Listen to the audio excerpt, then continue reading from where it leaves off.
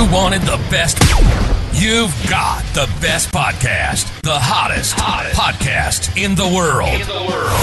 The Chris Voss Show, the preeminent podcast with guests so smart you may experience serious brain bleed. The CEOs, authors, thought leaders, visionaries, and motivators. Get ready. Strap yourself in. Keep your hands, arms, and legs inside the vehicle at all times, because you're about to go on a monster education roller coaster with your brain. Now, here's your host, Chris Voss. Hi, folks. It's Voss here from thechrisvossshow.com, thechrisvossshow.com. Welcome to the big show, the big thing in the sky. Ladies and gentlemen, welcome. We certainly appreciate you guys coming by today and spending time with us as always. 14 years we're going on in August. It's approaching the big thing, 1,400 episodes of the Chris Voss Show, and we're now pumping out 2 to 3 podcasts a day. And if that's not enough for you people, what more the hell do I have to do to get you to ask your friends, neighbors, relatives, and people to subscribe to the Chris Voss Show? Like, seriously, do it. I sit at home and I read your guys' comments and different references you provide on iTunes to the show, and I really appreciate it because you guys get me and all that good stuff. If it wasn't for you, well, I'd just be sitting here talking in a mic, wouldn't I? But I do it because I love it, and we have the most brilliant people on the show.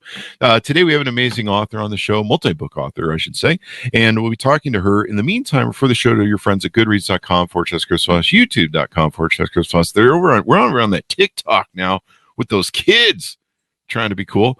And also check out LinkedIn, our big LinkedIn group and LinkedIn newsletter.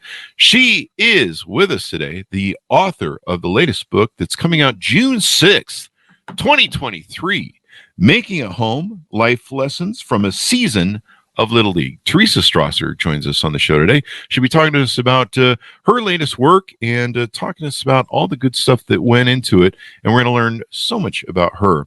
Teresa Strasser is an Emmy-winning writer, an Emmy-nominated television host. She was on Win Ben Stein's Money. I remember that show. That was a great show. TLC's While You Were Out, radio and podcast audiences know her as the co-host on the Adam Carolla Show. Adam Carolla, always funny. I bumped into him one time outside of a restaurant. I should have gotten a picture with him. He was with a woman, and I was like, I don't want to bother dudes. I think he was with his wife. Her first book, Exploiting My Baby Because It's Exploiting Me, was published in January 2011 by Now, and to excellent reviews, and became a Los Angeles Times bestseller. The book was optioned by Sony Pictures Television and developed into a pilot for ABC, written by Teresa and Jamie Tarsus's Fanfare Productions. As a journalist, Strasser is a contributor to the Los Angeles Times and a columnist for the Los Angeles Jewish Journal. Her first person essays have garnered 3 Los Angeles Press Club awards, including Columnist of the Year, and she blogs for HuffPost Comedy and HuffPost Parents. And what do you know? She's here in the flesh. Welcome to the show, Teresa. How are you? Thank you so much for having me. I'm thrilled to be here. A little nervous. We were talking before the show. This is my very first podcast to promote this book, Making It Home. There you go. Well, we're honored to have you. It's excellent to have you. Give us a .coms, wherever you want people to find you on the interweb, which is in the sky. You can find me at Teresa Strasser. That's my handle everywhere. TERESA STRASSER on Facebook, on Instagram, and Twitter. There you go. And we already got some love coming in. I always love her when she's on the Adam Carolla Show. So Chris, you should have asked Adam to take a picture. He is so gracious. He will take a picture with 100 fans. I'm telling you, he would never have turned you down. I didn't know if he was married or not at the time. And he was doing the Man Show, I think, at the time. And, you don't want to cock block another guy. And, I understand. You're like, hey, man, he's out with the chick. You don't want to be, I don't know, whatever. But he's done a great job at laying a great foundation of brilliant podcasts. In fact, I don't think many of us would be here without him. I remember when he was on the radio, and he, I think he fired or quit, or they just ran out of money or whatever the hell the deal was. It was a big transition of radio to podcast. Yes, I was there. Yeah, I was his sidekick / news girl. That's what we called it back in the day. Wow. On FM radio, we replaced Howard Stern on the West Coast, and I think we were there 4.5 years. And then, story as old as time, the station flipped formats, and there was no longer talk. And that's when we were podcasting out of his house with his dog Molly under our feet, and then it became what it is now. Yeah, and he's done an awesome job with his network. So let's talk about this book. How many books have you written? So we can get a plug in for them. Chris, I write a book once every 10 years. It's that hard. It's like childbirth. After I finished the first book, which ironically was about childbirth, it was a humorous memoir about pregnancy called Exploiting My Baby. I wrote based on a successful blog I had been writing about pregnancy. And that was 10 years ago. And this is my second book, Making It Home, which is a memoir about grief and baseball. So it's just those two. And I'm thinking, right, like I spent the last 18 months writing this book. And honestly, if you're going to write a grief book, you have to cut right down to the bone or it's really not worth doing. So I remember when the last draft was finished thinking, I don't ever want to write anything ever again. But I'm so happy with how this turned out. I said what I had to say, and I'm really happy with it. Grief is a hard thing to talk about, and I was in not ashamed to admit I was in therapy last week talking about all my anxiety about the book coming out because I can convince myself I'm very uninhibited when I'm writing. I convince myself that no one's really going to see this, and I think I'm able to say exactly what I want to say. Whereas in person, like right now, I'm super self-conscious. So I feel like as a writer, you can write and revise and rewrite. And when you're talking, like I can't say to you, I stumbled over the word Twitter. Can I have a do-over? I guess I can, but it would sound stupid. So I feel much more comfortable in written form than speaking to you now. But when I was talking to my therapist, I was telling her how nervous I was. Like, what if I can't do the book justice when I'm trying to promote it on appearances like this?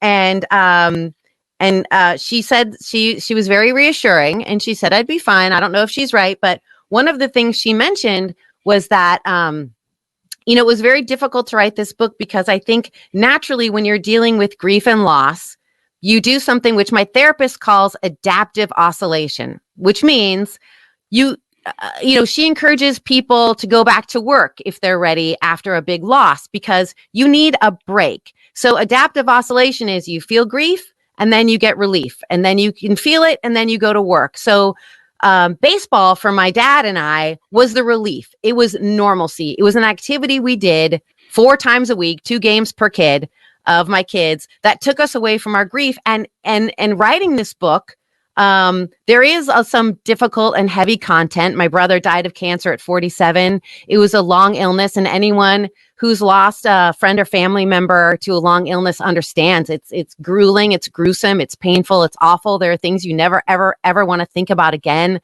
I write about this in the book, buying diapers for my big brother when he was sick. It was just like getting an Amazon receipt. It was just things like that, little details like that is natural to run from. But when I was writing about it, I couldn't. So it was sort of like an unnatural oscillation process where I had to like sit and really think about those hard moments, those grief and loss moments, because otherwise I couldn't describe them well. However, there's a lot of baseball scenes in the book. So the book isn't, you might need your waterproof mascara, but it's not that heavy because the Making It Home follows one single season of baseball, and it covers all these games that my dad and I obsessively watched and got way too into. And those games are a framework for the story about family, grief, and redemption. And it flashes back and forth. So you're not stuck in a heavy duty cancer scene for more than you can handle before you're back at a Little League game. There you go. And it's interesting the setup that you go through. What's that old saying? Life springs eternal. Yeah, I think it's hope springs eternal. But yes, but life does it. And one thing I went through when I lost my dogs and then got my new puppies, or sometimes when I had other losses and then started to appreciate my father and his age, there was almost like an awakening where I realized the value of the people around me. Do you say that maybe that's the cathartic journey you go on here? I mean, there are some upsides to grief and loss.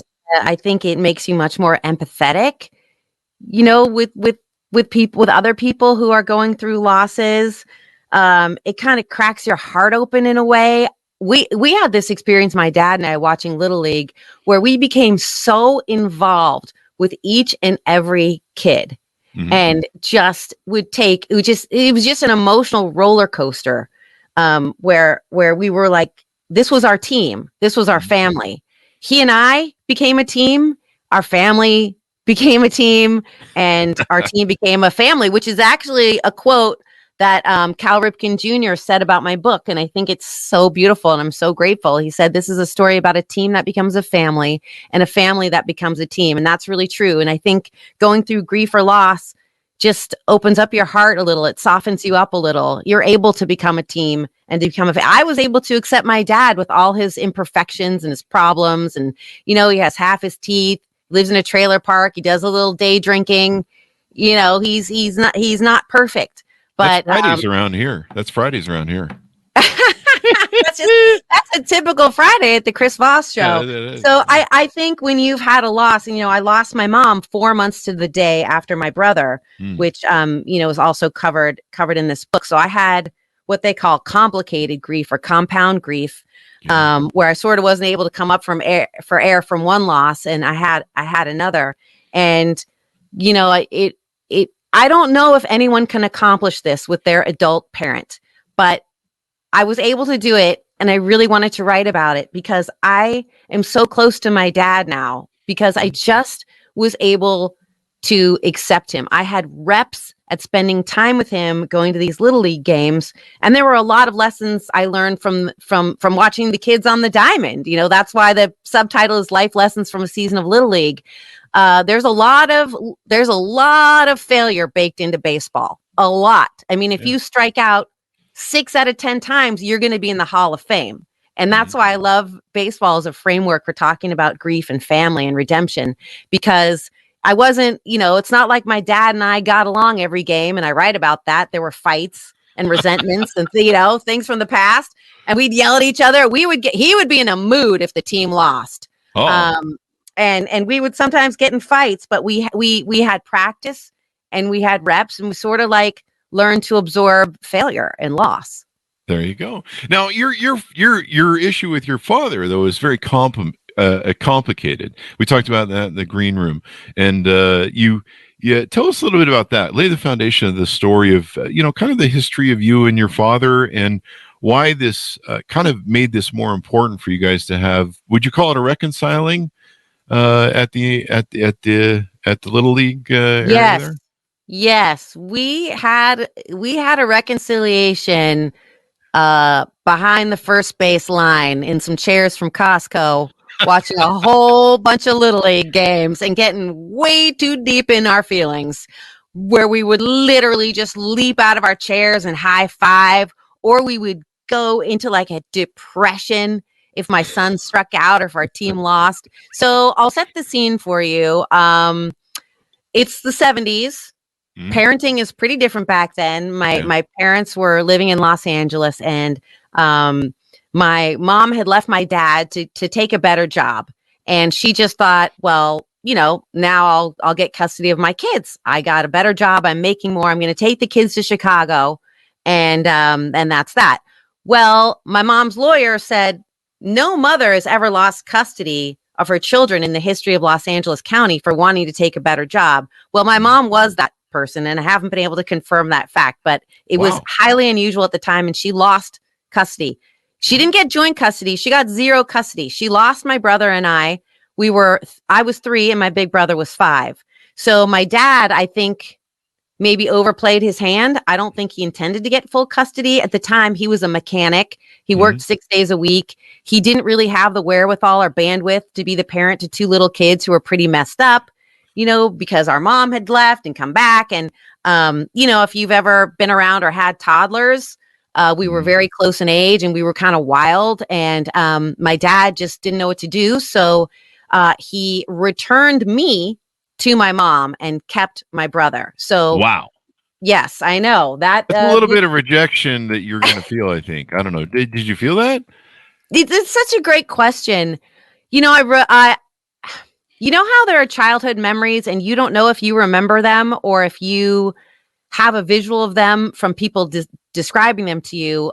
When I went to live with my mom, I was 3.5, and my dad said, previous to my brother dying, he said that was the worst day of his life. And he remembers me in my mom's Toyota Corolla, because he's a mechanic. So all memories have this specific car. He said he remembers me in my mom's car in the passenger seat with my ponytails driving away and a tear just, falling down my cheek. I didn't experience it as rejection at that time. And I saw him once a month. I took the Greyhound to see him because I lived in San Francisco. My dad and my brother lived in LA. But when my brother died, I had this visceral sense that I'd already grieved for him before. And Wow. I think when we were separated as children, that was really traumatic for me, because I have 2 boys now. And when they were around that age, I thought, wow, they're so interconnected. And if one day you just split them, like, they would never be the same on a cellular level. And so I think that's really what happened for me. And I never interpreted it as my dad rejecting me. I loved my dad. I worshiped my dad. I loved being in his garage when he was fixing cars. I couldn't wait to go visit him. I admired him. I really wanted my parents to get remarried, and I really thought that would happen. I had magical thinking. It was only as an adult that I really came to resent him and think, like, how could you have divided siblings like that? And I was just really, really angry. Yeah. And probably as a mom, you're trying to square that circle. You're like, I would never do that to my children. Yeah. Having kids, in some ways, it makes you understand things your parents did, because you realize just how hard it is. But it also really, in my case, it made me really, really resent them. Like, I'm so nervous. Like, just the thought of one of my kids riding their bicycle without a helmet gives me, like, literally a stomach ache. Like, like, I'm so worried. But my parents put me on the Greyhound bus back and forth when I was 8 years old across the prison belt of Central California, and they sweated none. We were both latchkey kids, man. Yo, I mean, they were. My mom would put a thing on her shirts saying, "Please kidnap him, please, love of God, take him." Oh. She'd leave us in the car at Ralph's and put a sign on the window and free kids. Oh, I love that. We must have had a similar childhood. I was in the inner city in San Francisco, and was very much riding the city bus to school and home from ballet in the dark. And I mean, look, we're Gen X, and it was a different time, and parenting was different. And so you have to see it through that lens. And sometimes I look back and I wonder if, we're parenting too hard now. And I wish I could maybe be a little more laissez-faire with my kids, but I have a lot of worry, probably because of the way I was raised. And I think, like, I don't want my kids to be in unsafe and unsettling situations that we were in a lot. Yeah, and that's what mamas do. Mamas are great at protecting kids. We like I said, we grew up in that latchkey Gen X generation. I mean, I actually saw this the other day and posted on Facebook. They actually had a PSA. And Andy Warhol and who's the gal who sung "Girls Just Want to Have Fun"? Cyndi Lauper was in it, and a bunch of other stars. I think David Bowie was in it. You're like, what the hell? And I mean, do you really want Andy Warhol worrying about your kids? Like, I don't know, man. There was a lot of drugs going on, and so she's like, they had a PSA. They're like, do you know where your kids are? It's 10 o'clock. Do you remember that? Oh, they had to remind parents to, like, find their kids at midnight. Yes. Okay. I used to be on Good Day New York, which is a morning show in New York, and their 10 p.m. news would always open with, "It's 10 p.m. Do you know where your kids are?" Can you imagine? First of all, you would get arrested now if your kids were out at 10 p.m. and you didn't know where they were. But yeah, they back then, David Bowie needed to tell you to change your ways. And know where your kids. Find them kids. You've probably seen these memes about Gen X. I hope you have, where it says, like, "We survived on water from a garden hose." Yeah. We're the real F around and find out. But it's true. There was, as particularly with my parents, who were real big hippies. And my mom was a working mom. My dad ran a car garage.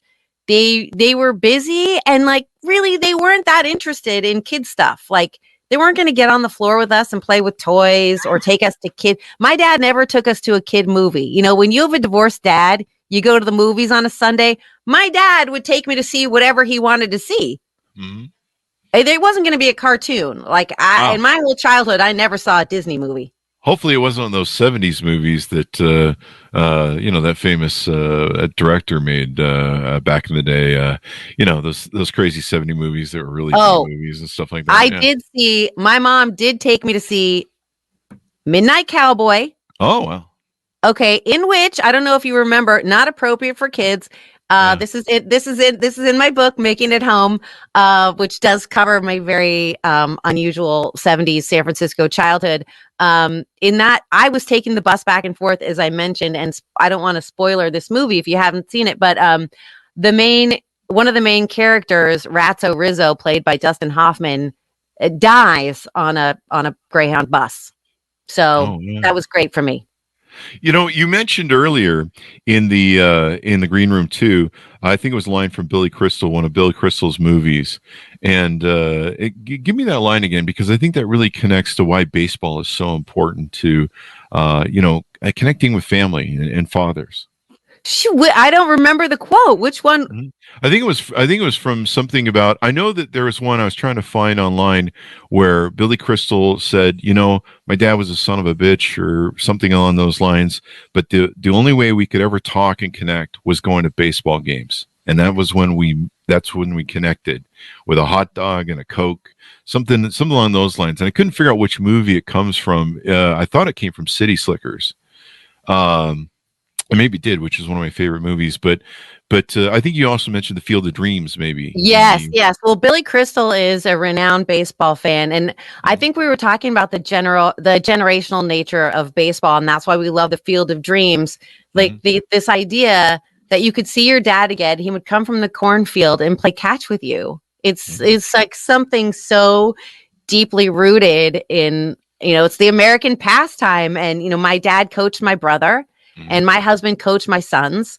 I think a lot of people will relate to that. And I think that's why, there's an eternal quality to baseball. And there is a famous quote that, which I'm going to botch, but the nature of it is that baseball is is the only sport that doesn't have a clock. So it's possible for a game of baseball to last forever. And in the quote, it says, and in that way, it connects the living with the dead. And I have a lot of baseball quotes in my book, from Bull Durham to Babe Ruth to Yogi Berra. But that is one of my favorite quotes, because there is this eternal quality, right? Because there's this sense that this game it doesn't, but it could go on forever. You could have extra innings until the end of time.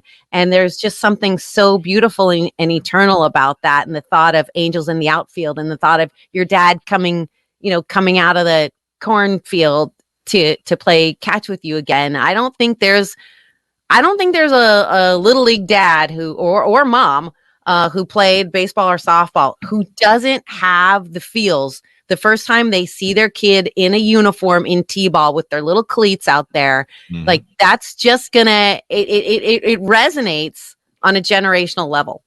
You're right. And, for a lot of us men as sons, our fathers played baseball with us. They threw the ball with us. That was something they did as a childhood. So it brings back all those childhood memories. So you mentioned that your father's was a little bit cantankerous. He's in his old age. I'm kind of getting there. I'm 55 now. I'm about as cantankerous as could possibly be. Tell us a little bit about that and how you rebuild the sort of relationship with your father, and you come from, what we talked about earlier, where you're kind of not quite happy with him. And then throughout this book, you describe how you reach a state of betterment with him. So my dad, as I mentioned, he's missing like half of his teeth. He only rides a bike. He doesn't have a car.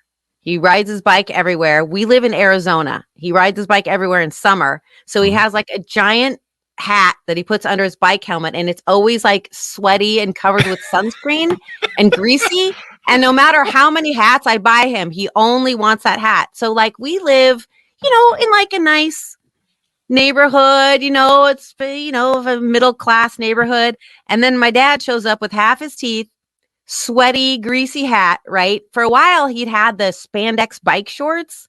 And, he's pushing 80 up a hill, and I don't want to see the outline of old man balls. And I especially don't want my dad to be those balls that people see. So he would also then take his bike, and instead of a bike cover, he had a lime green fitted sheet because he's a very thrifty man. And he would take his bike and throw a lime green sheet over it, and it would be in the outfield. And then, up walks my dad, who does do a little day drinking. Oh, there you go.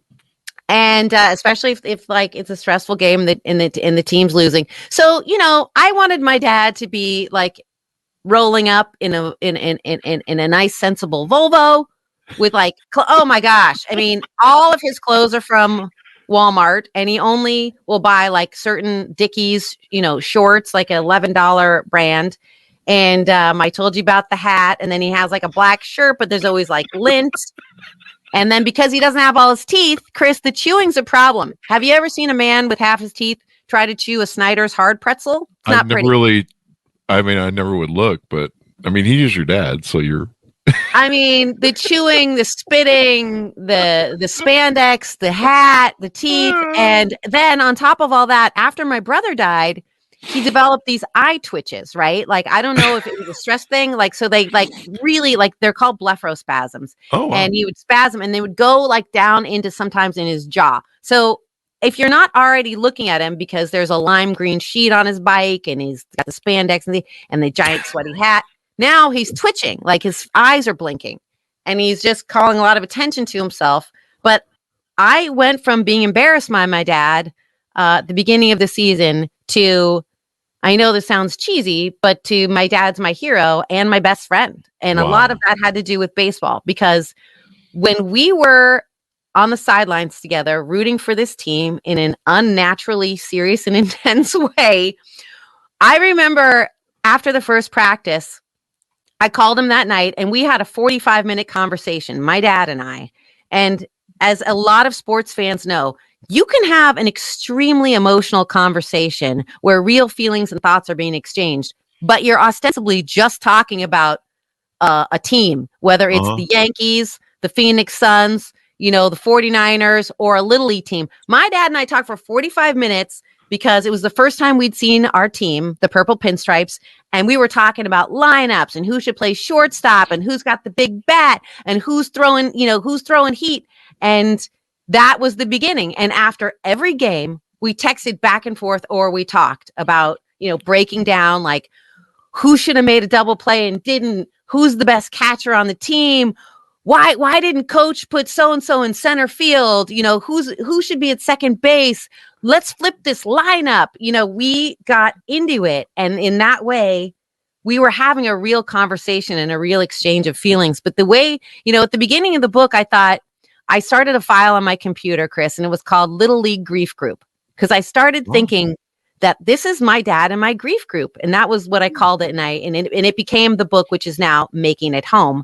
But I realized that at the beginning, I thought it was going to be a book about me and how I had learned to tolerate these feelings of grief by watching baseball. And then and midway through the book, I thought, oh, it's a hero's journey, but the hero is my dad, because my dad experienced a type of grief and loss that was much different than mine, because he lost a child.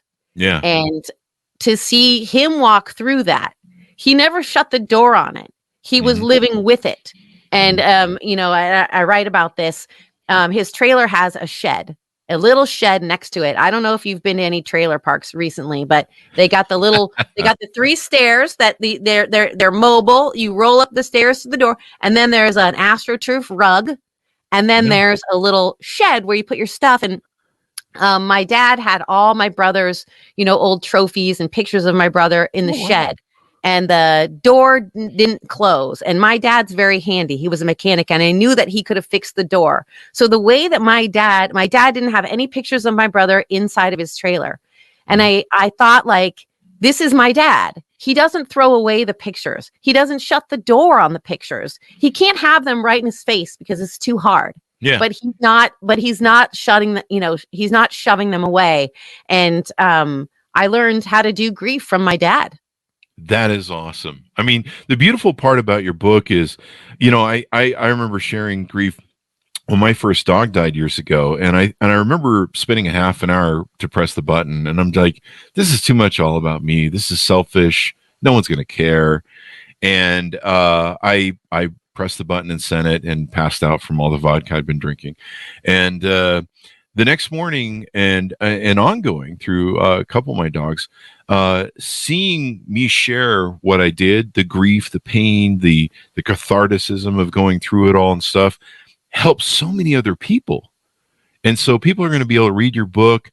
They're going to see the catharsis that you went through, and they're probably going to reflect. Like, I had people writing me privately going, I cried when you wrote what was going through with your grief, because I realized that I hadn't gotten closure on some things with my father or my animals or whatever. I realized that I still need to flesh out. And so what's great about books like yours is people can see that and use that as a blueprint to go, wow, I need to work on some things about me, and maybe appreciate our fathers and mothers a little bit more. Well, that was beautiful, and I'm sorry for your losses, and I'm glad you shared about it. There is a famous quote in my book that is said by one of the big grief experts who worked with Elizabeth Kubler-Ross, and his name's David Kessler, and he said, "Grief needs a witness."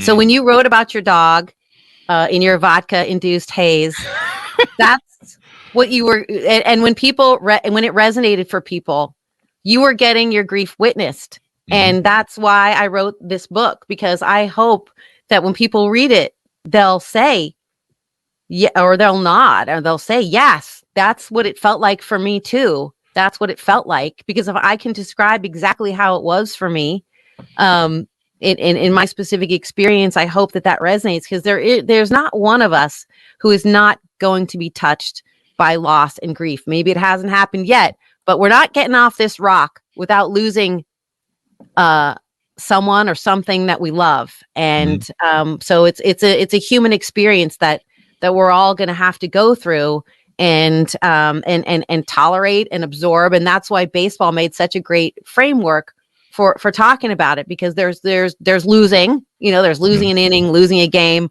There's failure. It's so much failure. It's hard. It's painful. When you see, I was just at a Little League game last night because my younger one's still playing. And when you, in the playoffs, it's intense, Chris. And when you see a 10-year-old strike out in a big spot in a high leverage moment, and the walk from the plate back to the dugout where they're trying not to cry, the pain of the failure, of the loss, is so visceral. It's so real. And your adult brain understands, like, this is okay. This is not life or death. But something in my heart is just like, when a kid's up there on 2 strikes on my team, forget the other team. Okay. I need to grind them down. I'm very competitive. But if it's one of my babies, not literally my babies, but someone on my team, I'm not even religious. But when I'm on 2 strikes and there's 2 outs, I will pray to Jesus, Moses, Elvis, and the babe for that kid to get a hit. I want it so badly. And then part of me understands, though, that failure is inevitable, that it's necessary to grow, that we have to deal with it, that we have to absorb it. I think also, I write about getting hit by a pitch, and I don't know if you played Little League. But every kid, let me just tell you that you're going to get hit by a pitch. You will get hit by a wild pitch. And that's how I feel about grief. It is going to happen to you. And all you have to do is like feel it, tolerate it, absorb it, get curious about how it feels, and move through it. Because in baseball, a lot of kids do a thing called stepping in the bucket. It's an expression that any baseball player, little leaguer knows, because there's a hard object hurling at you, right? And it's coming fast. And a lot of 10-year-old pitchers, which is the age I write about in my book, 9 and 10s, they're wild. They're Charlie Sheen in Major League. You can't get anywhere near the zone half the time, right? So a hard object is coming at you in an unpredictable way. You're going to step in the bucket. You're going to step away, because it's so natural for us to flinch. And when I sat through this season that's covered in Making It Home, I related to every kid that stepped in the bucket. Because when something painful is going to happen to me, I want to get away from it because it hurts too bad and it hurts too much. And that's how I felt when my brother died. Every night when I was going to sleep, I would think to myself, like, is this real? Did this really happen? Is my big brother dead? Is he really dead? Is he really dead? And it was hard and it hurt. And when I saw, and there's one kid in particular who's a character in my book who's a real kid. I did change his name. He stepped in the bucket for an entire season. He couldn't stay. He couldn't stay inside against a pitch because he was too scared of getting hit. But here's the thing.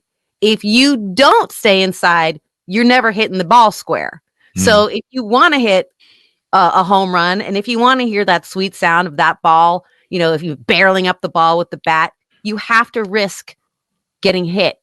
And then you get hit, it hurts, you get to first, and you move on. There you go. I mean, that's such a great analogy for, like you said, dealing with the trials and triumphs and things that are going to be thrown at us in life. We don't sometimes have a choice. But you've got to, it's how you process it and how you deal with it. Yeah. And I always think, would you rather not play? Would you? Yeah. It hurts. I don't want to get hit. I don't want my kids to get hit. The other thing about baseball that, about Little League is that it's kind of a microcosm for a lot of things about parenting because you can't control the outcome. During this season, my son's pitching was so wild. Okay. He's a big lefty. He plays now. He's 13 and he's really, if I can brag, he's got excellent command now. But at that time when he was 9, he had velo. I mean, he threw hard, but you didn't know what you were going to get. Some games he was throwing strikes. The next game, it was like into the dirt. It was sailing over the catcher's head. And I had what's called a PMS, pitcher's mom syndrome, where I just was, it's so terrifying. But because the thing is, your kid's all alone up there on the mound, and there is nothing that you can do. You can pray and you can wish and you can clap and you can cheer and you can encourage, but you can't get up there and throw strikes for your kid. And I remember a couple of innings where my son was struggling and it was so painful. And my dad sitting next to each other in our Costco chairs. And he said about pitching, but I knew that it was also about parenting. You cannot protect your kids from life. Yeah. And, he's somebody who couldn't save his kid from dying. And it put in perspective that, I couldn't save my kid from a real bad outing on the mound. Although, Chris, a fun fact about Little League I learned through my son that season because he was so wild. The Little League of America, to protect our children, has a rule that if a pitcher hits 3 kids with a pitch in 1 inning, that pitcher has to be pulled. And nobody has ever heard of that rule until my son did it. And the ump said, I'm sorry, but that kid's got to be pulled. He's hit 3 batters in 1 inning. So look, he turned out to be a really good pitcher. So, it's just, I don't have any kids of my own, but I've been to Little League games, and I remember going as a kid to mine. I don't think my parents showed up, but I was a latchkey kid, so that makes sense. But I've been to the Little League games, and I've had usually whoever I was dating, and then the divorced father somewhere in the crowd, and we're all doing what you guys do at Little League games, yelling and screaming, cheering for the kid, and yelling at the other team. And I remember one time the stepson of mine, he comes up to us, and I think he was like 10 or 12, and he goes, hey guys, why don't you just calm down? It's just a game, man. Like you're making a big deal. Like he had better perspective than they're all the kid. Yeah, the kid did. Yeah. Oh yeah. Back a little bit, mom and dad. You've been on the sidelines in your pseudo stepdad role. Yeah, I've seen the violence. I think another very interesting thing about youth sports, and as it pertains to the psychology of parenting and sort of like how you have to learn to let go. I think there's, obviously some ego attachment when your kid is very good at something. If that thing is chess or an instrument, it's no different. But I don't know, in athletics, I've seen this a lot and it happened with my dad. My dad was a mediocre athlete. He never made a team. And my brother was an all-star, and he was excellent. He was very, very good. And I think my dad, you get swept up in it. Like, I made this person, and this person's great, and I wasn't great, and he's going to be great. During the course of the season and making it home, I remember being in the parking lot, and my dad, who didn't talk about my brother very much, he said, we called my brother's name was Morgan, but we called him Muggsy. And the car was stopped, and my dad wasn't getting out. And he said, I really thought Muggsy was going to make it to the bigs. I really thought he was going to make it. Wow. And then I knew that he meant that he thought that my brother could play professionally. And then he took a beat and he said, somebody has to make it to the show. Why not him? Why not Muggsy? And I understood so deeply then that my dad had grieved when my brother stopped playing, because he was so identified with my brother being an all-star and being good, because he'd never had that experience, as a kid himself. And my brother at 13, he just stopped being able to hit. He got what they call the yips, and we don't know why. Maybe his eyesight changed. No, nobody really knows, but it was like the death of this dream from my dad. And I think he had a sort of a grief then. And I know for me, I felt that on the sidelines because, my kid in this, I have two boys, and they're both all-stars, and you want to think that you're mature and that it's just kids playing, and you want to, but there's a part of you that just can't help to feel like it's you throwing strikes or hitting home runs. You're identified with this excellence, and it like fills you up with this joy. And then when things go badly, you feel so defeated, because not only do you want your kid to be happy, and succeed, but there's something like, when my kid pitched last night, he came into close. He threw, he almost had what they call an immaculate inning, which is 9 strikes, but he threw 10 pitches. He had 1 ball. But part of me, though I did nothing, Chris, is like, I'm the mother of dragons. I made him. That's mine. That's my baby. And I think that's why you see parents act a fool on the sidelines, because we're involved in it as much as you try not to be. You identify with your kid, and you think. I remember this movie called Searching for Bobby Fischer about a chess prodigy, and there's this great scene where the dad, who's that actor? Such a good scene. He goes to Laura Linney, plays the kid's teacher, and he's like, she says, well, maybe you're spending too much time on this chess thing. And he goes, this chess thing? You've never been as good as anything in your life as my kid is at this chess thing, right? And I've always related to that scene, because that's what happens if you're lucky enough to have a kid who's, might have a knack for something or be a little bit of a prodigy. It becomes about you too. Yeah. It's interesting too. The things that shaped me as a man, as a boy, was my relationship with both of my alpha grandfathers, and I was probably the last of Generation X to have access to that. And those are the most valuable times that I remember now in my space. Do you talk about in the book about maybe the impact on your sons, and seeing their mother and their grandfather together, reconciling, dealing with this, and just being a part of being a family and togetherness that a lot of families don't really have anymore. They're kind of stuck looking at their iPhones and iPads. My cheeks hurt from smiling. I'm so happy to hear that you are close with your grandparents and that we get to talk about this, because I always forget to talk about this.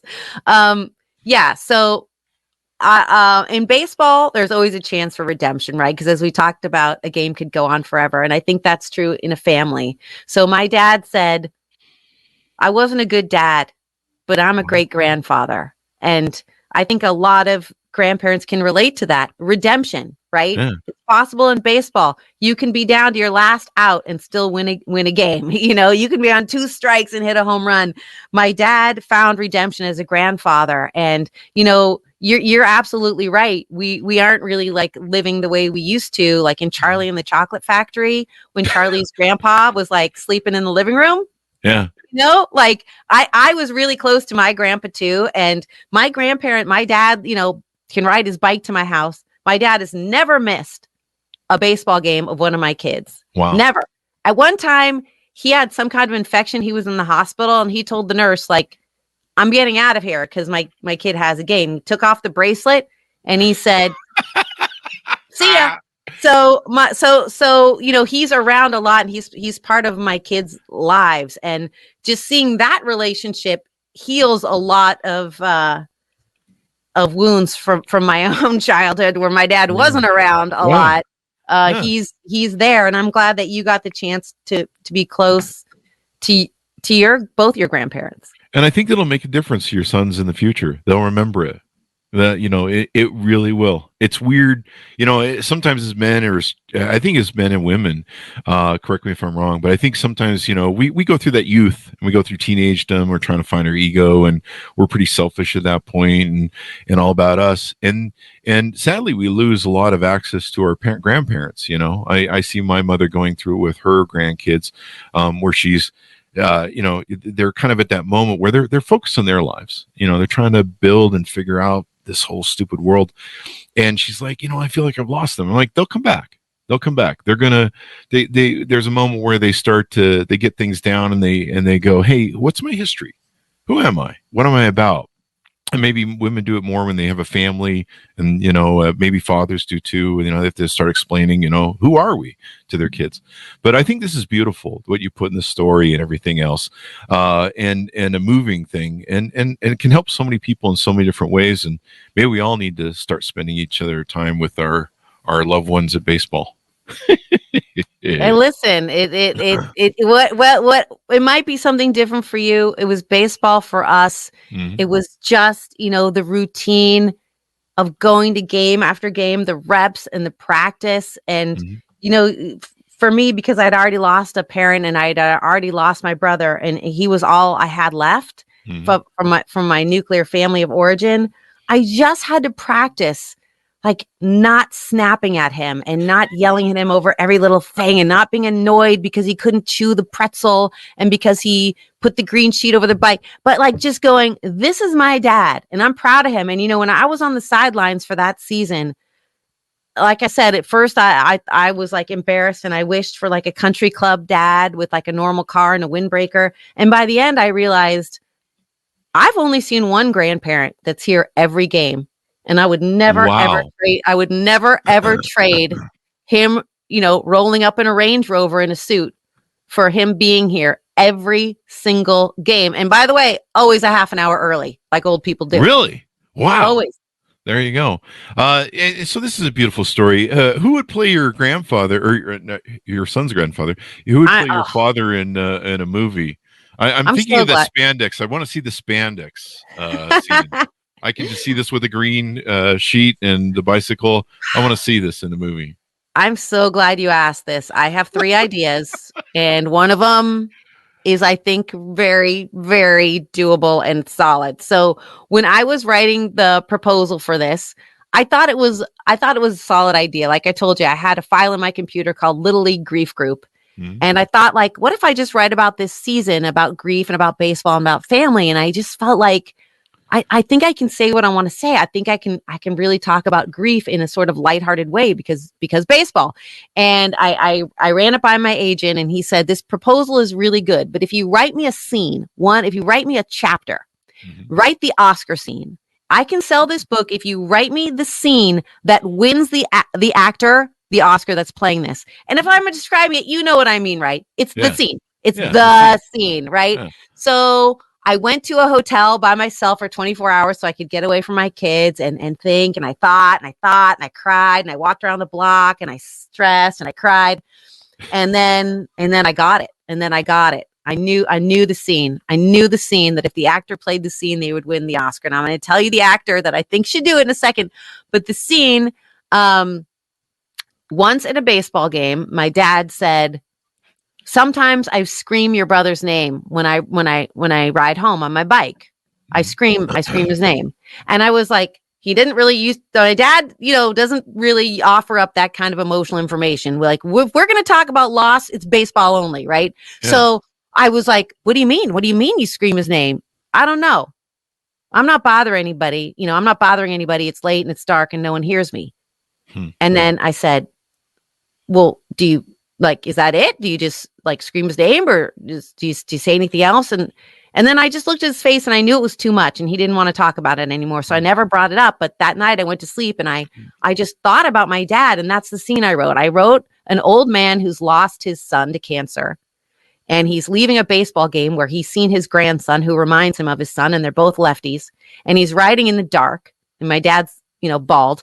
And he's screaming into the night because this is the only way he can release his grief. And he's screaming his dead son's name into the night on the bike path through Arizona. And so I wrote that scene, and interwoven with, baseball and my dad and I talking about baseball and the lineup and all that stuff and the nitty gritty. And then my dad screaming out, and where does the sound of his voice go, and father's grief. Then that the book did turn out to sell, thankfully. And that is still my favorite scene that I wrote. It's just a beautiful scene. And okay, now just bear with me, because I know that was a very, very long preamble, but bear with me because this actor is not known for drama, but there's a lot of comedy in my book. Okay. He shaves his head, and this man's name is Henry Winkler. Oh, that's a great father figure right there. Do you not think he could win an Oscar? Oh, dude, he could. America loves him. That is his role right there. Look, Billy Crystal could play it, and here's another one. I don't know how easy it's going to be to get Harrison Ford, but he's the right age. There you go.